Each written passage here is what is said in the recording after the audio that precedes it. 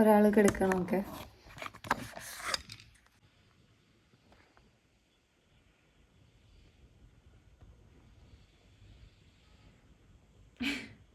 അടുത്ത സീക്രട്ട്. എൻ്റെ നെയിം പറയരുത്. ഈ സ്റ്റോറി വീഡിയോ ആയിട്ട് വരുമെന്ന് പ്രതീക്ഷിക്കുന്നു. എൻ്റെ ഈ സ്റ്റോറി ഞാൻ ആരോടും പറയാത്തൊരു കാര്യമാണ്. Not my family and my girlfriend. ഇവരോട് പറഞ്ഞാൽ എന്തുണ്ടാകുമെന്നുള്ളൊരു പേടി കൊണ്ട് ഞാൻ ഇത് പറയാത്ത. ഇത് നടക്കുന്നത് A long time ago when I was in 3rd or 4th standard I think. എനിക്കൊരു കസിൻ ബ്രദർ ഉണ്ടായിരുന്നു. എൻ്റെ പപ്പയുടെ ചേച്ചിയുടെ 2 സൺ. നോർമലി കസിൻസ് വീട്ടിൽ വരുന്നതും പോകുന്നതും ഒക്കെ ഒരു പതിവായിരുന്നു. കസിൻ്റെ ഫാമിലി കുറച്ച് ബിഗ് ആയിരുന്നു. എവിടെ നോക്കിയാലും കസിൻസ്, അതുകൊണ്ടൊക്കെ. അങ്ങനെ ഒരു ദിവസം ആ കസിൻ ബ്രദർ, ഞാൻ തൽക്കാലം അവനെ എ എന്ന് വിളിക്കാം, ഈ എ ഒരു ദിവസം എൻ്റെ വീട്ടിൽ വന്നു. എന്നേക്കാൾ ഒരു 5-6 ഇയേഴ്സ് ഓൾഡറാണ് പുള്ളി. ചക്ക കണ്ടാൽ മാങ്ങ എന്ന് പറയുന്ന വിവരം ഉള്ളതുകൊണ്ടും ഒരു കസിൻ ട്രസ്റ്റ് ഉള്ളതുകൊണ്ടും ഞാൻ അവനെ ട്രസ്റ്റ് ചെയ്തു. പുള്ളി എന്നെ സെക്ഷലി പലതും ചെയ്യിപ്പിച്ചു. അങ്ങനെ ഒരു ദിവസം കഴിഞ്ഞു. ഇതുപോലെ തന്നെ പല ദിവസങ്ങളും വന്നു. പുള്ളി എന്നെ സെക്ഷലി അബ്യൂസ് ചെയ്തു. Also in his house too, പല തവണ. ബട്ട് ഇതൊന്നും എനിക്ക് എൻ്റെ ഫാമിലിയോട് പറയാൻ തോന്നിയില്ല. അതിൻ്റെ കാരണം എന്താണെന്നൊന്നും എനിക്കറിയില്ല. അങ്ങനെ കുറേ തവണ ഇങ്ങനെ പലതും നടന്നു. പിന്നെ ഇതിനെക്കുറിച്ച് പുള്ളിക്ക് അറിവോ എന്നൊന്നും എനിക്കറിയില്ല. ബട്ട് എൻ്റെ മൈൻഡിൽ ഇത് അപ്പോഴും ഉണ്ട്. പുള്ളിയെ ഞാൻ കാണാറുണ്ട്. ബട്ട് എനിക്ക് പുള്ളിയോട് ദേഷ്യമൊന്നും തോന്നിയിട്ടില്ല നേരിട്ട് കാണുമ്പോൾ. എല്ലാവരും പറയും ഗേൾസിന് ഈ ലോകത്ത് ജീവിക്കാൻ പാടാണ് എന്നൊക്കെ. ബട്ട് ഒരു ബോയ് എന്തോരം സഹിക്കുന്നുണ്ട് എന്ന് അവന് മാത്രമേ അറിയൂ. ഗേൾസ് മാത്രമല്ല സെക്ഷലി അബ്യൂസ് ചെയ്യപ്പെടുന്നത്, ബോയ്സിനും ഇങ്ങനെയുണ്ട്. അത് പുറത്ത് പറയാൻ പോലും പറ്റാത്ത സിറ്റുവേഷൻ അത് അനുഭവിച്ചവർക്കേ അറിയത്തുള്ളൂ. എൻ്റെ ഗേൾ ഫ്രണ്ടിനോട് പോലും ഞാനിത് പറഞ്ഞിട്ടില്ല. ഒരു ടോപ്പ് സീക്രട്ട് ഉണ്ടെന്നല്ലാതെ ഞാൻ വേറെ ഒന്നും പറഞ്ഞിട്ടില്ല. ഇതെനിക്ക് ഷെയർ ചെയ്യാൻ തോന്നിയത് ഇവിടെ വീഡിയോസ് കണ്ടതുകൊണ്ടാണ്. And big thanks for this type of content.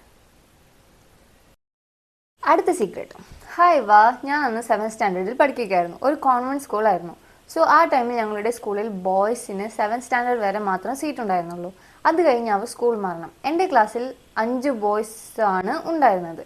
ഞങ്ങളുടെ ക്ലാസ് ടീച്ചർ ഒരുപാട് ലവബിൾ ആയിരുന്നു, കാം ആൻഡ് കൂൾ ആയിരുന്നു.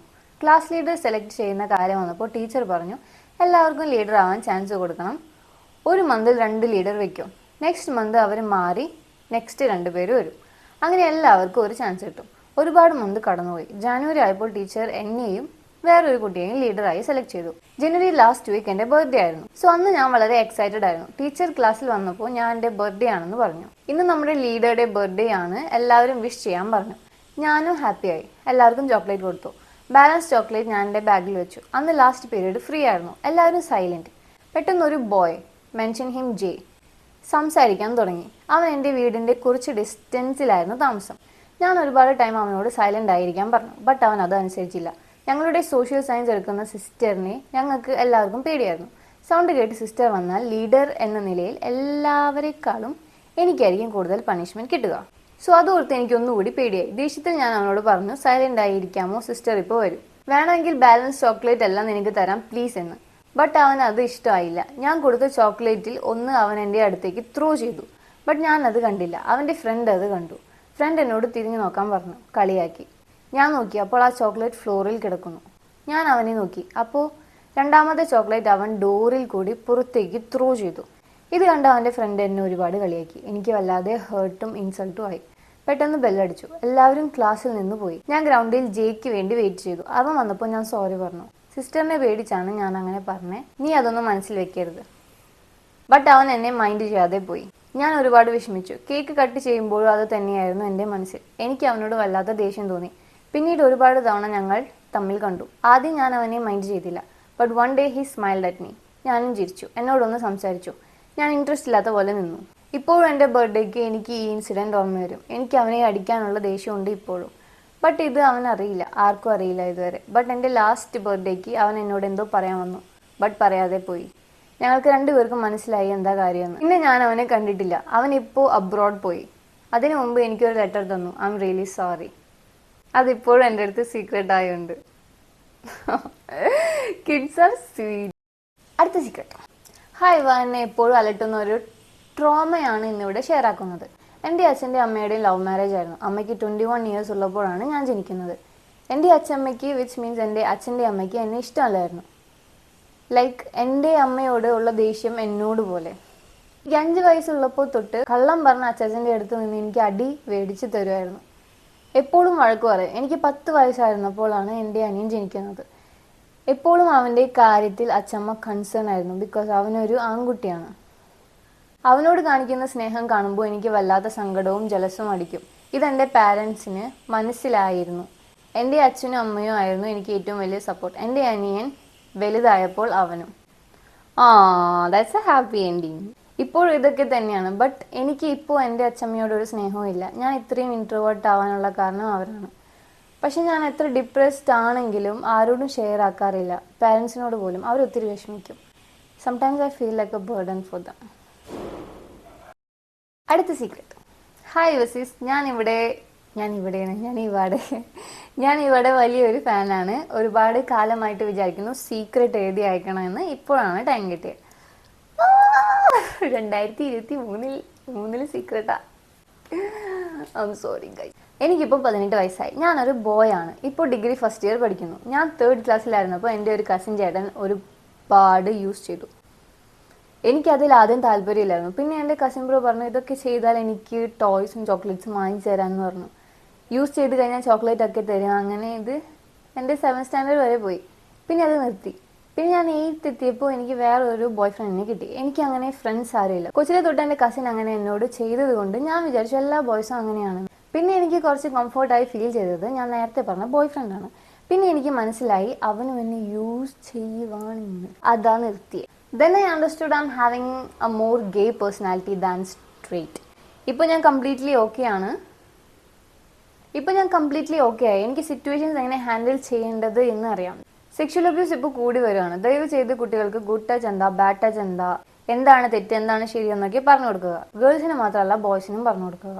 അന്ന് എനിക്ക് ഇത് ആരെങ്കിലും പറഞ്ഞു തന്നെങ്കിൽ ഇന്ന് ഞാൻ കുറച്ചുകൂടി ബോൾഡായതിന്. കുറച്ച് നല്ല ഫ്രണ്ട്സിനെ കിട്ടിയേനെ. താങ്ക്സ് ഇവ, ഇത് പറഞ്ഞപ്പോൾ ഒരാശ്വാസം. നന്ദി. അടുത്ത സീക്രട്ട്. ഇതെൻ്റെ ചെറുപ്പത്തിൽ നടന്ന ഒരു സംഭവമാണ്. അന്ന് ഞാൻ അച്ഛൻ്റെ തറവാട്ടിലായിരുന്നു.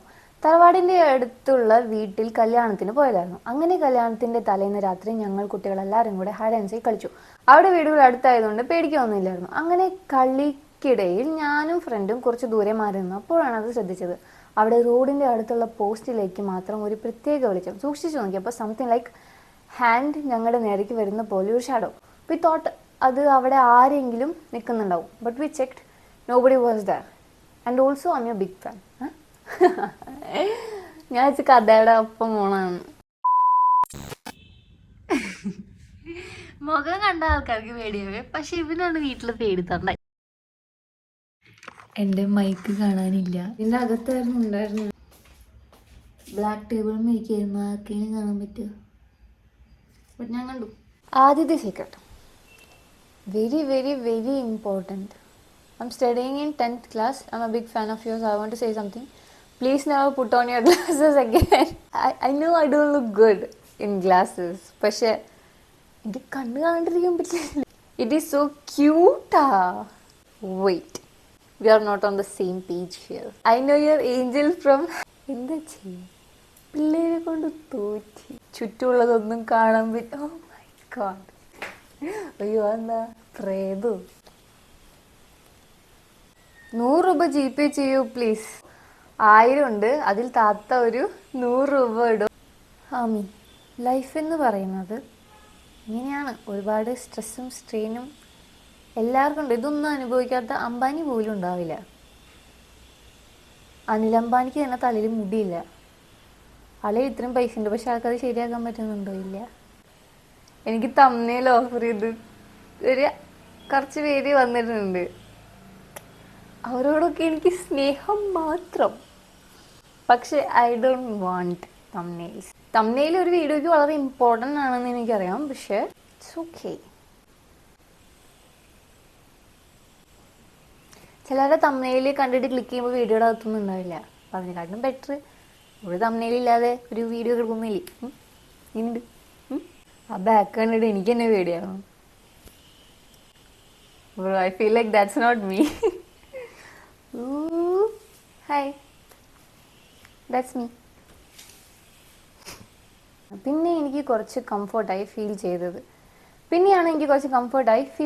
ഞാൻ നേരത്തെ പറഞ്ഞ പിന്നെ എനിക്ക് കുറച്ച് കംഫർട്ടായി ഫീൽ ചെയ്തത് ഞാൻ നേരത്തെ പറഞ്ഞ ബോയ് ഫ്രണ്ടാണ്.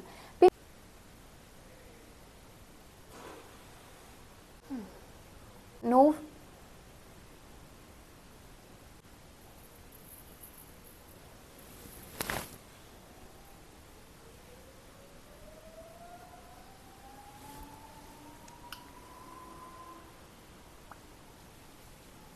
ഹായ് പറ, ഹായ് പറ, ഹലോ ഹലോ, ഹായ് പറ. ഷലൂട്ട്. ഇന്ന് രാവിലെ കറുത്ത പൂച്ച അറ്റാക്ക് ചെയ്യാൻ വന്ന കഥ പറഞ്ഞേ. കമാൻ ടെലസ്.